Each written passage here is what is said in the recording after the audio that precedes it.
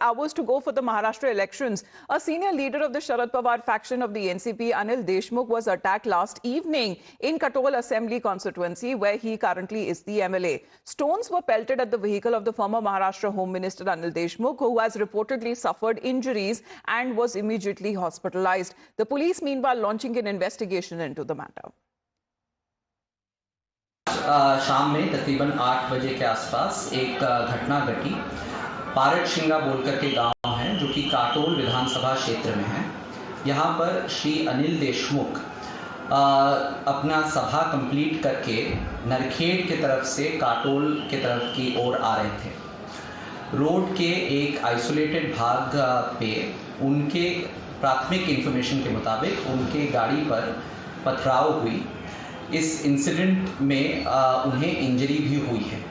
ये जो घटना घटी है इससे बहुत गंभीर रूप से नागपुर ग्रामीण पुलिस ले रही है और फौरन इन्वेस्टिगेशन शुरू कर दिया गया है। माननीय अनिल देशमुख साहब को यहाँ अलेक्सिस हॉस्पिटल में उपचार के लिए लेके आए हैं और डॉक्टर उनके ऊपर उपचार कर रहे हैं और यहाँ हमारे जॉइंट सीपी सर एसपी साहब खड़े हैं और उनके मार्गदर्शन में हमारा बंदोबस्त भी चालू है। However, this attack comes hours before the crucial Maharashtra elections, which is now once again sparked off a fierce war of words over the law and order situation in the state. While the Congress has questioned the Mahayuti on deteriorating law and order situation, the Uddhav faction of the Shiv Sena has made it clear that they believe the intent was to attack purely was political, and it is also hinting at BJP's hand. पत्थरबाजी करके उनकी गाड़ी पर बहुत बड़ा हमला कर दिया, तोड़फोड़ की। वो उस घटना में घायल हो गए हैं, उनको अस्पताल ले जाया जा रहा है। लेकिन ये कौन सी गंदी राजनीति विपक्षों ने शुरू की है? उनका संशय है कि हो सकता है कि भाजपा के कार्यकर्ता हूं।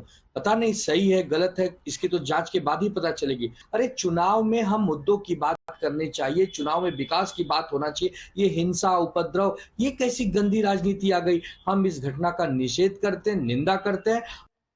Well, Shrishti is joining us live right now. Shrishti, if you can give us an update first on Anil Deshmukh's health condition, then secondly, and we talk about the investigation, and thirdly, when it comes to the politics taking place.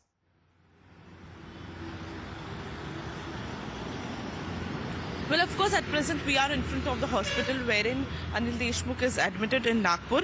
His condition is stable is what we are coming to know. However, he has suffered injuries on his head and neck as well.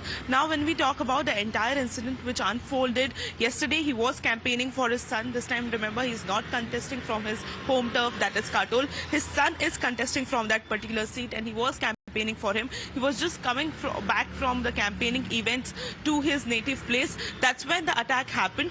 Around 8 to 10 people have mobbed the car and pelted stones at his particular car. The security car was a little far from his own car, and that's why nobody came up, to save him. However, he has sustained injuries on his head and neck. What one can understand is that local BJP leaders are saying this is a publicity stunt. People know that his son won't be able to win this time, and that's why this stunt has been done by Anil Deshmukh. However, the opposition in the state of Maharashtra is saying that the law and order situation is in bad situation in the state, and that's why what one can understand is that the former home minister was attacked. Yesterday, in front of the Katol police station, lot of Karyakartas gathered and protested in front of the police station, mentioning the fact that how can a person of this stature, a former home minister, can be attacked. Now, the politics is going on this entire matter, wherein the opposition is alleging that the law and order the war of words continue as far as the opposition that has been alleging that law and order situation in the state of Maharashtra is deteriorating, where a former home minister has been attacked in such a manner. But we also talk about when it comes to the politics that has been taking place, the political discourse rather. One really wonders, is this the fallout of the poisonous rhetoric, even as the campaigning has now concluded in Maharashtra?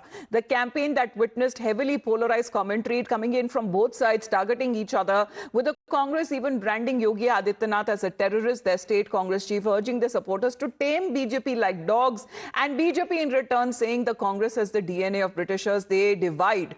And as he signed off his whole campaign, the Congress party president then likened the BJP and the RSS to poison and venomous snake. He said that both the BJP and the RSS are politically dangerous like venomous snakes, and venomous snakes or zehreele saap must be killed. BJP और RSS ये तो जहर के जैसा है, तो इसलिए ये जहरीले सांप को मार देना चाहिए। भारत की जनता इस नफरत का जवाब देगी और ये पराजय की मानसिकता है। हरियाणा में कांग्रेस की हवा निकल गई, सोचते होंगे कि हरियाणा में जीतेंगे, अब उनको लग रहा है कि महाराष्ट्र और झारखंड भी नहीं जीत रहे, तो ये बौखलाई हुई भाषा बोल रहे हैं। ब्लैक मामा एक प्रजाति का सांप पाया जाता है जो जहरीले सांपों में भी सबसे ज्यादा जहरीला होता है। तुलना उनको इससे करनी चाहिए थी, तब शायद मेरे ख्याल से इस देश और दुनिया को बेहतर समझ में आता कि आरएसएस और बीजेपी कितने जहरीले हैं। Meanwhile, the BJP has been quick to latch on to the Congress party president's poisonous remark, and the BJP now accusing the Congress of inciting violence against political rivals. आपने हमें सांप कहा, कुचलने की बात कही।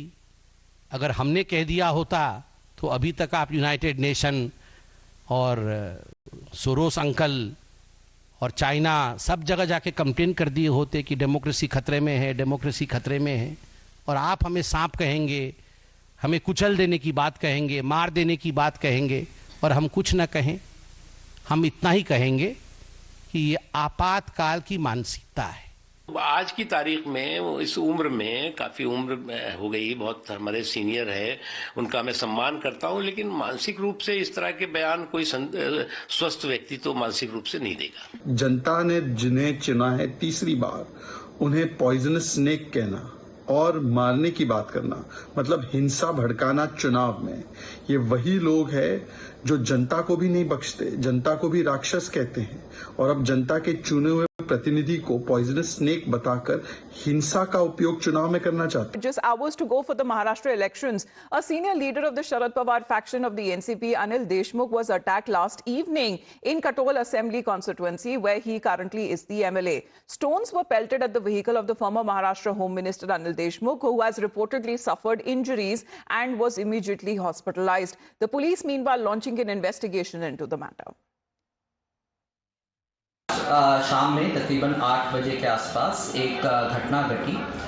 पारट शिंगा बोलकर के गांव है जो कि काटोल विधानसभा क्षेत्र में है। यहाँ पर श्री अनिल देशमुख अपना सभा कंप्लीट करके नरखेड़ की तरफ से काटोल की तरफ की ओर आ रहे थे। रोड के एक आइसोलेटेड भाग पे उनके प्राथमिक इंफॉर्मेशन के मुताबिक उनके गाड़ी पर पथराव हुई। इस इंसिडेंट में उन्हें इंजरी भी हुई है। ये जो घटना घटी है, इससे बहुत गंभीर रूप से नागपुर ग्रामीण पुलिस ले रही है और फौरन इन्वेस्टिगेशन शुरू कर दिया गया है। माननीय अनिल देशमुख साहब को यहाँ एलेक्सिस हॉस्पिटल में उपचार के लिए लेके आए हैं और डॉक्टर उनके ऊपर उपचार कर रहे हैं, और यहाँ हमारे जॉइंट सीपी सर एसपी साहब